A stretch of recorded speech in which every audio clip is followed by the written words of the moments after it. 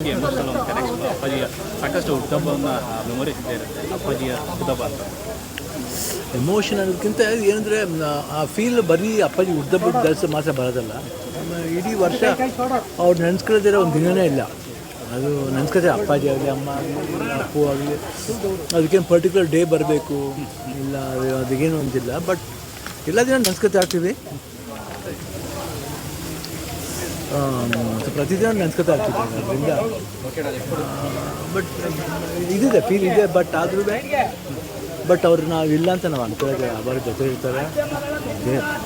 ಯಾವುದಾದ್ರು ಬರ್ತಾರೆ ನೆನಪಿರೋದು ಸಿಕ್ಕಾಪಟ್ಟೆ ನಿಮ್ಮ ಕಡೆಯಿಂದ ಗಿಫ್ಟ್ ಕೊಡುತ್ತಲ್ಲ ಗಿಫ್ಟ್ ಅನ್ನೋದು ಏನು ಅಷ್ಟೇ ಇಲ್ಲ.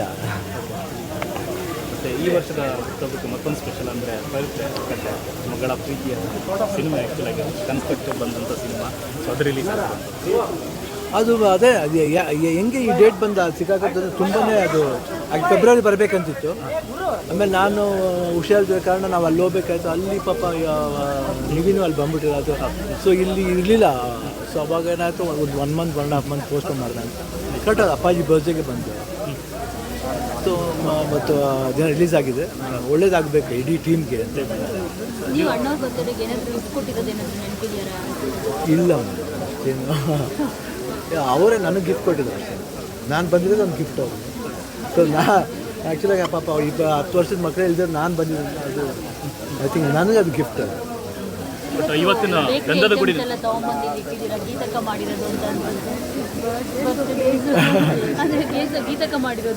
ಅದು ರವೆ ಉಂಡೆ, ಅದು ಲಾಸ್ಟ್ ಟೈಮ್ ಬರೋಕ್ಕಾಗಲಿ, ಆ್ಯಕ್ಚುಲಿ ಟೈಮ್ ಆಗಲಿ ಅಂದ್ಬಿಟ್ಟು ಮಾಡಿ.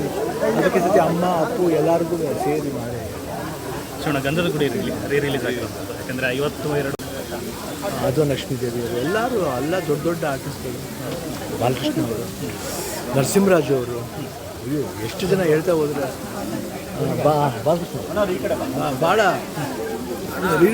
ಖುಷಿ. ಅದು ಯಾಕೆ ಆ ಫಿಲ್ಮ್ ಮಾಡಬೇಕು. ಇವತ್ತು ಮತ್ತೊಂದು ಬೆಳವಣಿಗೆ ಅಂದರೆ ನಿನ್ನೆ ಮೊನ್ನೆ ಆದಂತಹ ಕಾಶ್ಮೀರದ ಘಟನೆ. ಇವತ್ತು 3 ಕನ್ನಡಿಗರನ್ನ ಮೃತದೇಹವನ್ನು ಇಲ್ಲಿ ಬೆಂಗಳೂರು ತಂದಿದ್ದಾರೆ, ಬಂದು ಸೇರಿದ್ದಾರೆ, ಇವತ್ತು ರೀಚ್ ಆಗಿದ್ದಾರೆ.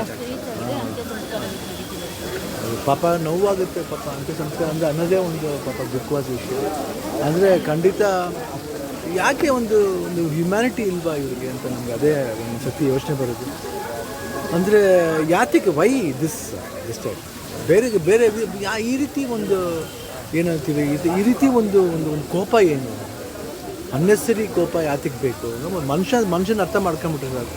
ಅಂಥ ಕಾಲದಲ್ಲಿ ನಾವು ಈ ರೀತಿ ಮಾಡ್ತಾ ಹೋದಾಗ ಇಲ್ಲ ಈ ರೀತಿ ಉಗ್ರಗಾಮಿಗಳು, ಅದಕ್ಕೆ ಖಂಡಿತ ಅದು ಖಂಡನೆ ಆಗಲೇಬೇಕು. ನಾವು ಅದೇ ಕೇಳ್ಕೊಳ್ತೀವಿ, ಹೆಂಗಾದರೂ ಅದು ನಿಲ್ಲಿಸ್ಬೇಕು, 100% ನಿಲ್ಲಬೇಕು.